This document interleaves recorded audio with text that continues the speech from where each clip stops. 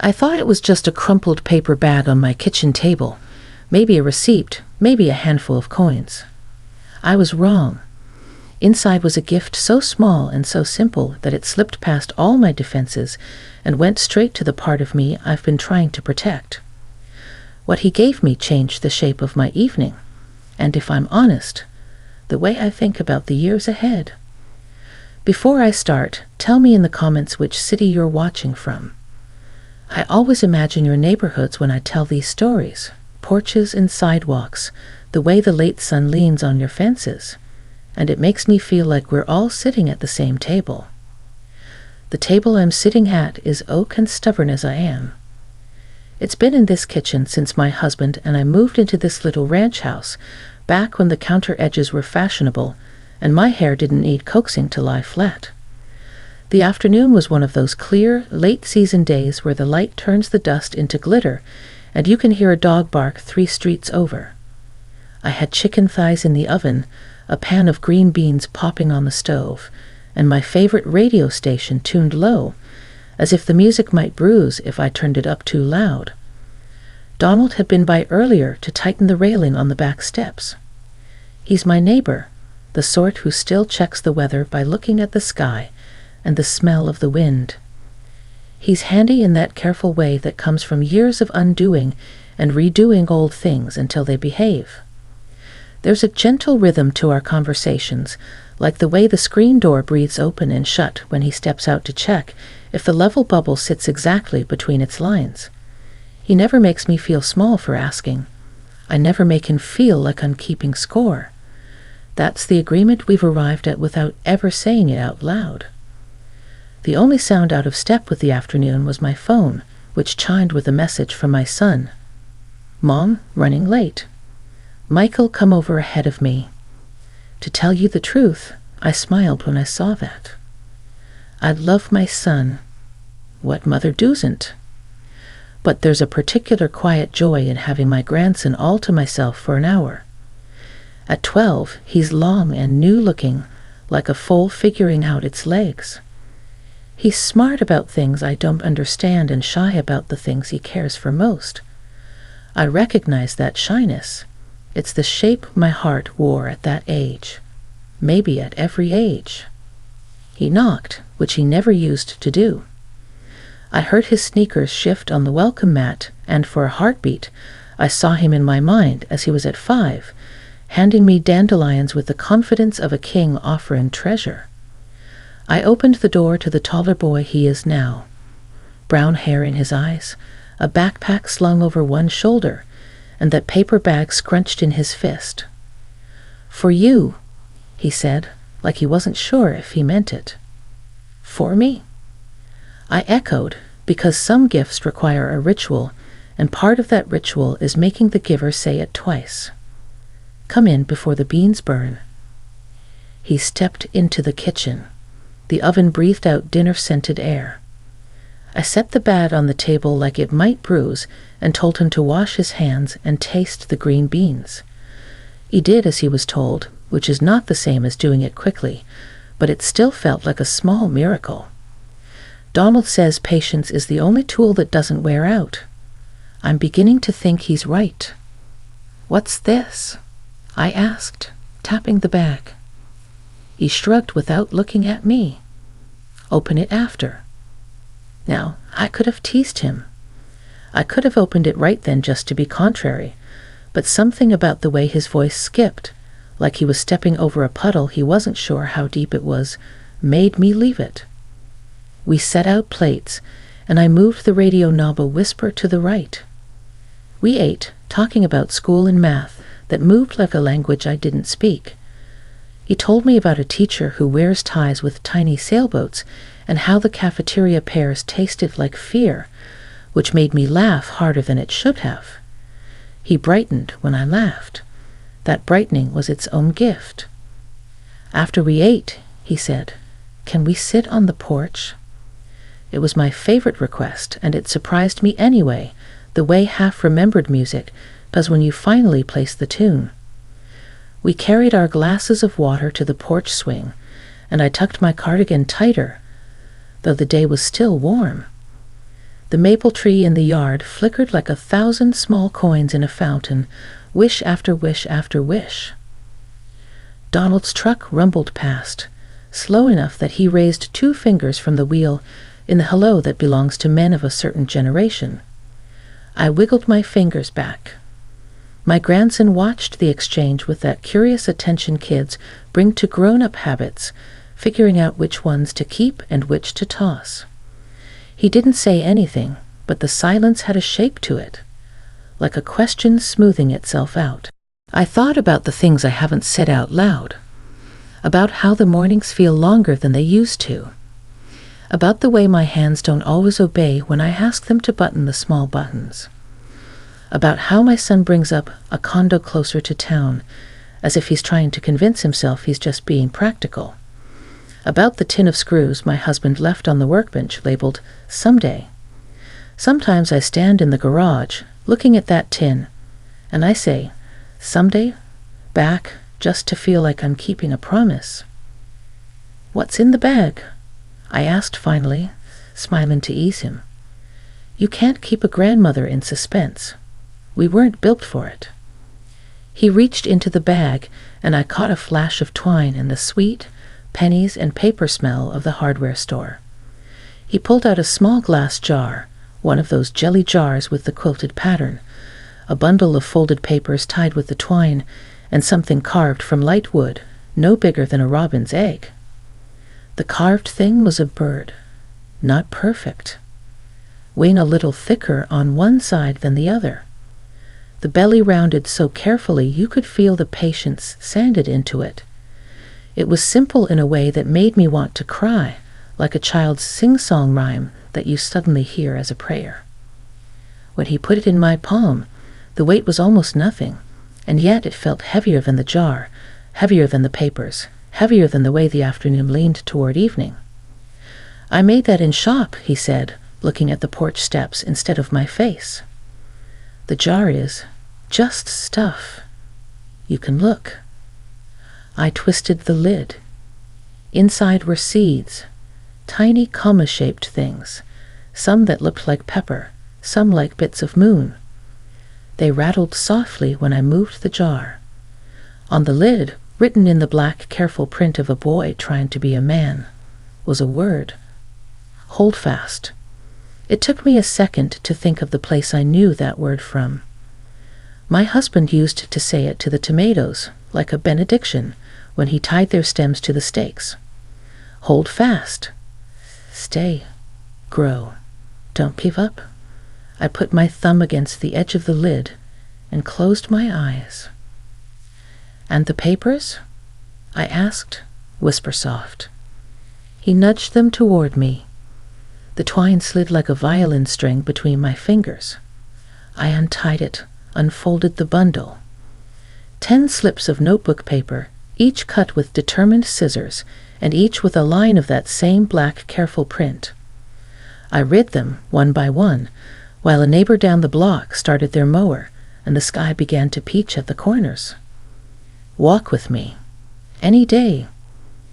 I'll carry the groceries. No complaining. I'll fix your phone when it gets weird. I'll sit quietly if you want quiet. I'll talk loud if you want laughter. I'll plant the seeds with you, front or back. I'll listen to Dad if you don't feel like it. I'll make lemonade. I'll change the porch light bulb. I'll be there. Somewhere around, I'll sit quietly if you want quiet. The tears did that thing they do now, where they show up with no introduction, like old friends who know where the glasses are and pour their own water. He saw. He pretended not to. That's its own kind of consent, if you will, permission to feel what's true without anyone rushing to cover it up. "I used my allowance for the jar," he said, clearing his throat. "The seeds are from Mr. Alvarez's hardware. He said they're late season. We can plant them anyway, and if they don't grow, he'll give me winter peas. He told me peas are tough and don't mind the cold." Like, He glanced at me then. "Like you." "Like me," I said, and my voice sounded new to my own ears, smaller and bigger at once. We sat with it, with the jar, with the papers, with the wooden bird in my palm, smooth as a skipped stone. Somewhere a train horn called the way old songs call you. I wanted to say so many things, to compliment the carving, to ask 1,000 questions about the hardware store, to tell him I didn't deserve this, to tell him I'd waited my whole life for exactly this. But words are heavy sometimes. The best ones take their time arriving. Do you know what your grandpa used to say? I asked finally. He shook his head. 2 things, I said. Keep the blade sharp and hold fast. I tapped the jar. You wrote that without knowing you'd make me hear his voice. That's a trick even magic can't manage. He looked at the bird, then at me. I miss him, he said, and there it was, the puddle he'd been stepping over, only now we were both in it, our shoes getting wet together, and it wasn't so bad. I do too, I said. Every hour that has a 5 in it. That made him smile, which made me laugh, which made him laugh, and the neighbor's mower sputtered off like it was embarrassed for intruding. The porch swing creaked forward and back. I put the little bird on the railing. It looked ready to fly and also like it might be perfectly happy just watching the yard with us until the stars came. There's a kind of tension that doesn't come from anger. It comes from 2 people trying to offer the best of themselves without stepping on the other's toes. That's what I felt right then. He was giving me time, which is the only currency that never loses value. I wanted to accept without making him think I needed saving. Pride and gratitude, arm wrestling across a checkered tablecloth. Tell me what you want me to redeem first, I said, fanning the slips like cards. I don't want to waste a good coupon. He rubbed the back of his neck. The walk, he said. We don't have to go far. Just down to the corner and back. I like when you tell the stories about Dad when he was my age. He never finishes those stories himself. That's because he can't decide whether to make himself the hero or the fool, I said, and we laughed again for the same reason, and also different reasons. All right, the walk it is.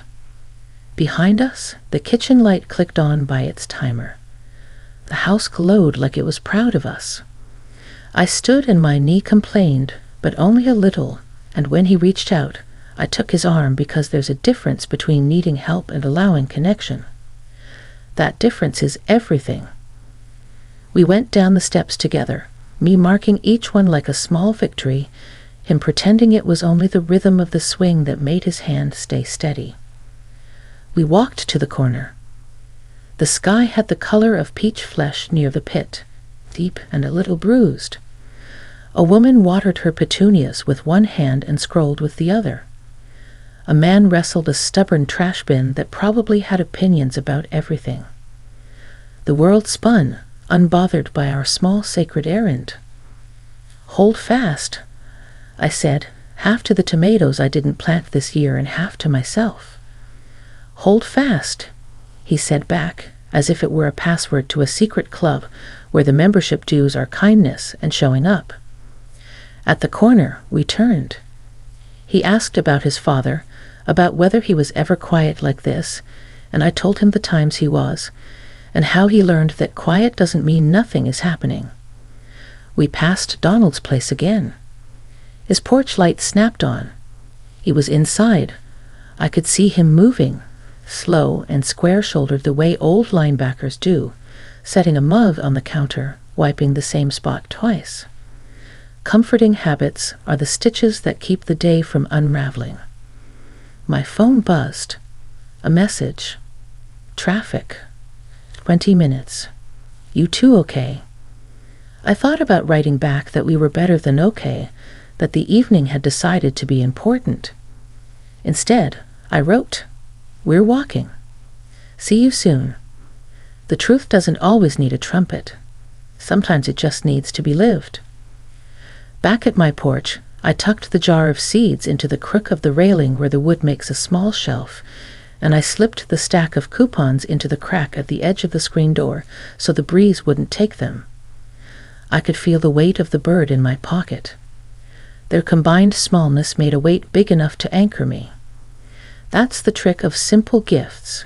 They pull you toward the part of yourself that remembers how to be held. We went inside to wait for my son. My grandson stood at the sink and washed the dishes without me asking, and I dried them, and it felt like we were practicing a dance older than both of us. The radio played something from the 70s, and I told him your grandpa once put a quarter on the turntable arm to keep the needle from skipping, and he laughed like only kids can laugh at the strange solutions of the past. When we'd finished, he looked around the kitchen like a carpenter assessing a room. "You know," he said, "if the porch light is on a timer, we can set one inside so it looks like you're home when you're not. Or just two, like turn on the hall lamp at dusk. I can program it on your phone." "That one," I said, feeling the evening settle around us like a good shawl. "Let's make the hall light kinder." He pulled his phone from his pocket, and I brought mine, and we stood shoulder to shoulder while he showed me where to tap and how to slide the little digital toggles. His patience reminded me of Donald's bubble on the level, always waiting for the tiny green eye to settle between the lines. When the hall light obeyed the new rules we'd given it, we both nodded like generals who'd successfully captured a small but strategic hill. My son arrived with a gust of cooler air and apology in his voice, but the apology hit soft ground. The evening was already good. We ate leftover cornbread while he told a story from the office that I politely pretended to understand. My grandson and I wore the secret of our walk like matching pins under our jackets. Later, after they'd gone, after I had rinsed the last glass and fluffed the couch cushions and checked the door out of habit more than worry, I took the wooden bird from my pocket. I set it on the sill above the sink where the sun comes in strong in the morning. I put the jar beside it and looped the twine around both like they were sitting for a portrait. I don't know how to tell you this without sounding like I've been reading too much poetry, but that little bird looked back at me with a kind of brave stillness, as if it knew that someday is made out of 1,000 small todays, as if it knew that the years ahead aren't a cliff, they're a path, and the trick is to keep walking, even when your knee clicks, especially when your heart does. Before I turned out the kitchen light, I picked up the stack of coupons and slid the first one out. "Walk with me. Any day." I tucked it under a refrigerator magnet shaped like a tomato. "Tomorrow, after breakfast, I'll write Monday 4 p.m. Walk on the calendar." Not because I need reminding, but because seeing it there feels like planting a seed. Outside, the porch light glowed on cue, and the night paid attention. Somewhere down the block, Donald's truck door clunked shut. A train far off whistled twice. I stood at the window, the bird and the seeds and the quiet promise of that small stack of papers behind me, and let myself feel the bigness of a simple gift. It wasn't diamonds. It wasn't a vacation. It was time and attention, and a word on a lid that meant more to me than any bouquet. Hold fast. I carried the coupons to the bedroom and set them on the table with my reading glasses. For a long moment, I just sat on the edge of the bed, listening to the house breathe, and I thought of all of you out there, men in your 50s and 60s, and beyond who know what it's like to be strong and still feel uncertain. If you were here, I'd tell you what that little bird told me without saying a thing. Sometimes the most important work is looking at the people you love and saying, "I'm here." No mastery required. No right answers needed. Just presence. Tomorrow, I'll redeem the first coupon. I'll lace my shoes, open the door, and step into the quiet street with my grandson, who is teaching me how to be brave in a way only the young can teach the old. And if the seeds we plant don't sprout before the frost, well, Mr. Alvarez says peas are tough. And so I'm discovering, am I? The next morning greeted me with a kind of quiet that felt almost deliberate. The sunlight wasn't rushing through the curtains like it sometimes does, but instead it trickled in, warm and slow, like honey from a spoon. I sat up slowly, my body making its usual complaints in the knees and shoulders, and for a moment I just looked at the stack of little coupons on my nightstand. Their edges curled slightly overnight, as if even they couldn't wait to be used. I touched the top one with my fingertips, and it was like feeling the outline of a doorway. In the kitchen, I brewed my coffee the way I've always done. 2 scoops of grounds, 1 spoon of sugar, and a careful pour of hot water. The smell filled the house, earthy and rich, carrying me back to mornings long ago when my husband would whistle at the stove, his hair still damp from a shower. But today was not about remembering only. It was about living. That thought surprised me, and I cradled it carefully as I sat down at the table with my mug. The little wooden bird sat on the sill by the sink, wings slightly uneven, yet proud in its stillness. Next to it was the jar of seeds. The word on its lid, "Hold fast," stared back at me, and I whispered it under my breath as if it were a prayer. "Hold fast," I said, testing the strength of it. The word fit me better today than it had yesterday. By the time the clock hands lined up at 4, I had pulled on a simple red dress from my closet.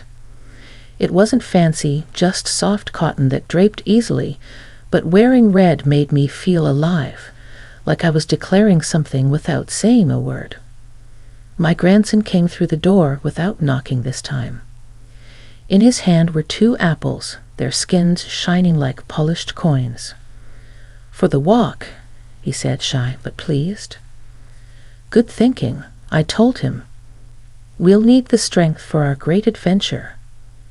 We set out, side by side, his stride long and quick, mine careful but steady. The afternoon air carried a crispness that hinted at the season's change. Somewhere a neighbor was burning leaves, and the faint smoke curled in the breeze, sharp but familiar. A dog barked in the distance, and children's laughter floated from a backyard, the kind of sounds that anchor a neighborhood in memory. We didn't walk far at first, just down to the corner and back, but each step felt significant. He asked questions as we went. "Grandma, what games did Dad play at 12? Did he ever get in trouble at school? What kind of sneakers did he wear?" Each answer I gave seemed to paint his father in colors he hadn't seen before, bright, ordinary, imperfect colors that made him more real. I told him how his father once carved initials into the old oak tree at the park and got caught by the groundskeeper. How he once stayed up all night reading under the covers with a flashlight until the batteries gave out. My grandson laughed, the kind of laugh that makes you feel lighter just hearing it. As we passed Donald's yard, he looked up from where he was raking. He raised a hand, and his eyes lingered a moment longer than usual. I gave him a small wave. My grandson leaned closer and whispered, "He knows." "Knows what?" I teased. "That today is important," he said, like it was the most obvious thing in the world. At the corner, we sat down on the low brick wall beside Mrs. Lang's flower bed. Her marigolds were still blooming, orange and gold flames against the cooling air. My grandson reached into his pocket and pulled out one of the slips of paper. "I'll be there. It read." He placed it gently in my hand. "This one's for today," he said. I couldn't hold back the tears this time. They rolled easily, unashamed, and he didn't look away. Instead, he leaned against me, solid and warm, and together we just sat in that moment. The silence between us was not empty. It was full, like a bowl brimming with something you don't want to spill. On the walk back, I spoke words I had held inside for years. When your grandpa got sick, I was terrified. I didn't know how to picture life without him. But walking with you today, I see it differently. Life doesn't end when someone leaves, it just shifts. it becomes full in a new way. He squeezed my hand, his face serious and thoughtful. "Grandpa would be proud of you," he said softly. Back at the house, I set the jar of seeds on the porch step. The word on the lid caught the fading sunlight, and I felt a tug in my chest. I had unscrewed the lid and poured a few seeds into my palm. They looked so small, so fragile, and yet they carried the weight of possibility. Together, we pressed them into the soil of the flower, patting the earth firmly over them. My grandson grinned. "They'll grow," he said confidently. "Even if it's late, they'll try." I laughed through the tears. "Yes," I said, "they'll try." The rest of the evening unfolded with a softness I hadn't felt in years. Inside, my grandson washed the dishes without me asking. I dried them, and we fell into a rhythm that felt like a dance handed down through generations. The radio played an old song from the 70s, and I told him how his grandpa used to put a quarter on the turntable arm to keep the record from skipping.